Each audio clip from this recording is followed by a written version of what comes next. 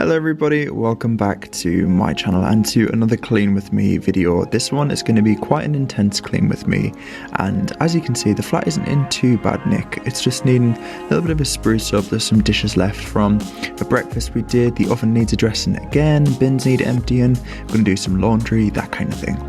So this is all of the cleaning products that I'm using. We've got quite a lot going on, but I just make sure I have some clean cloths, the classic minky which you guys know I love, and then an array of products. I've recently got some more of the pink stuff and the paste, Zara got that and it is incredible.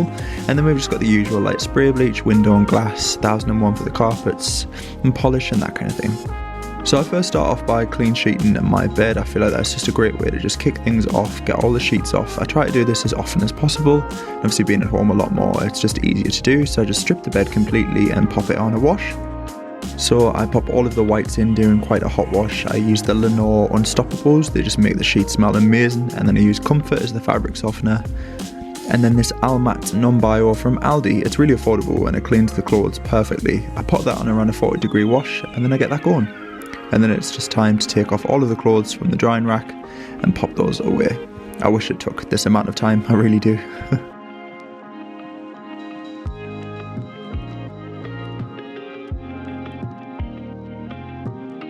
It's then time to tackle the bathroom. So what we do is just pull everything out as usual to remove everything just so we can give it a good thorough cleaning. Zara got involved in this as well, and as always many hands make light work.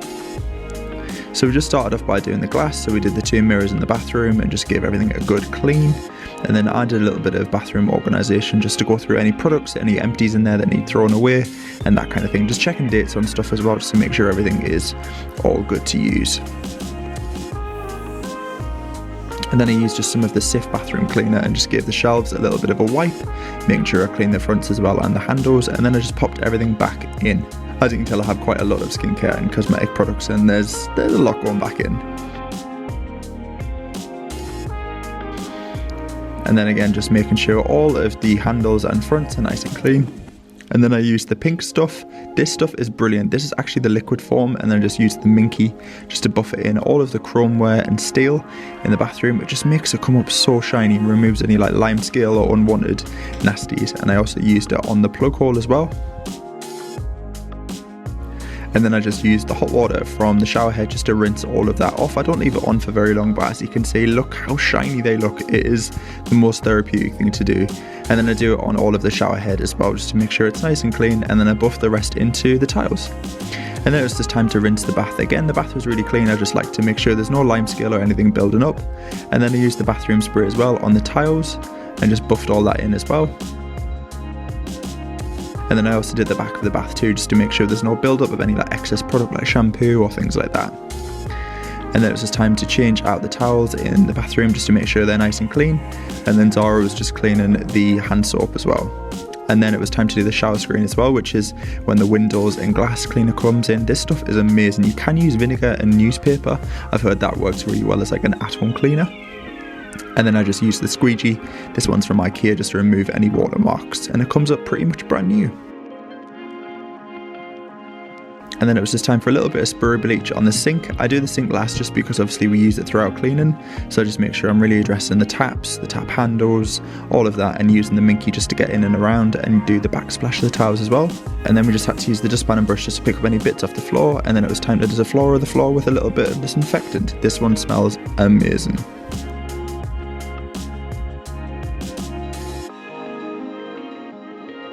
And then it was time to tackle our shower room as well. So we do have 2 bathrooms in our flat, and this one isn't used that often, so it's just nice to give it a good thorough clean. As you can see, we have quite hard water in London, so it does tend to stain, so we just made sure everything was nice and clean, using the spray bleach just to get rid of all of the build-up of the water. And then I just buffed that all in. And then I used the pink stuff again, and I used this on the chromeware of the shower tap and the hose. I don't know why, but it just brings it up and makes it absolutely sparkling, which is so satisfying to do. And then I used it on all of the sealants around the shower as well. Like I said, this shower is incredibly tricky to keep clean because of the water supply. I don't know what it is of London, but it makes it really, really dirty. So yeah, I took all of the seals off the glass and just gave everything a good clean using the minky and again the squeegee just to get rid of any watermarks. And then I just used a blue cloth and a bit of spray bleach, and then did all of the handles in the flat, just again making sure everything was nice and clean. Obviously, as I said last time, given what is going on, everything needs to just be as clean as it possibly can be. Obviously you don't want a wet cloth when you're doing this. Then it was time to go into the kitchen and tackle the oven. It wasn't actually that long ago I did the oven, but we use it a hell of a lot, so it does get dirty real quick. So this was just built up over maybe like 2 weeks. I don't know how it happens, but I used the pink stuff just to buff it into the glass and really break down any oils or spills. I also took off the sealant on the oven as well. I didn't know this come off, but I'm so glad it did, because it meant I could really get in there and get clean. And then I just used the pink stuff to buff on the bottom of the oven as well, just to get rid of any spills. Whilst I was doing that, Zara was just tipping the toaster upside down, getting rid of any excess crumbs, and then just wiping down the surfaces as well.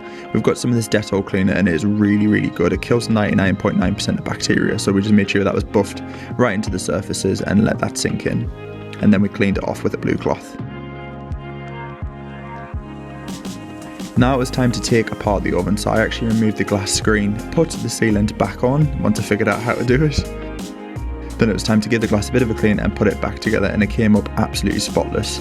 And then I just used some of the Dettol cleaner around on my KitchenAid and on the handles and cupboard doors as well, just anything that we do touch on the regular. The drawer handles as well, I just use a paper towel that you can dispose and just make sure they're nice and clean.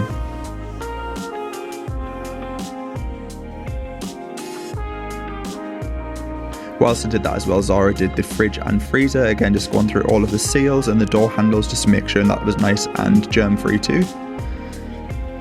And then I just started on the oven gates and the trays, so I used some more of the pink stuff and some wire wool just to really break down any of the grease. The pink stuff is absolutely brilliant. I know I'm raving about it, but truly a lot of people do talk about it, and it is brilliant for things like this.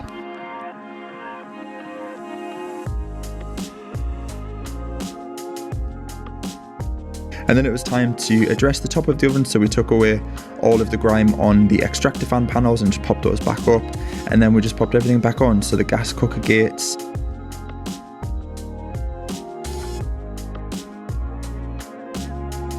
we took off the knobs as well and just get everything clean, put the oven trays back in as well, making sure it was all nice and spotless.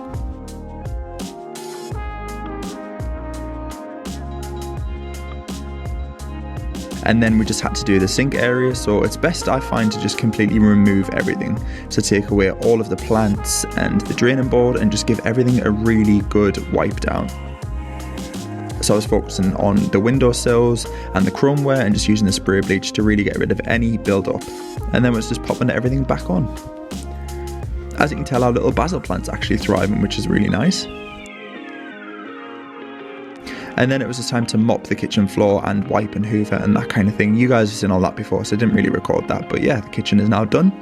And then it's on to the living room. So the living room we do keep on top of. Obviously we spend a lot of time in there, but it did need a good old dust. So I'm just using some furniture polish and just polishing all of the surfaces on our tables. I'm also cleaning the remote. This is something I definitely do recommend because obviously bacteria can build on there. I also took the mirror off our fireplace and give the fireplace a good dust as well, because you'd be surprised how much builds up on there. And then I took apart the sofas and just gave everything a good clean on there and got the hoover involved and just went down all of the sides. Again, you'd be very surprised what can build up in there because there is a lot. And then I was just popping the sofa back together.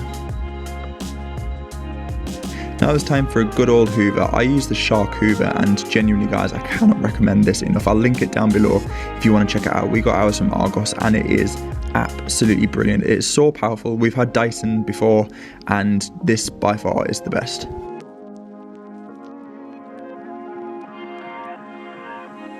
And then I use some of the 1001 Carpet Fresh, and this is great because you just spray it onto the carpets and leave it to dry, and that is it, and it keeps the carpets looking and smelling really, really nice and fresh. It's great if you've got pets too.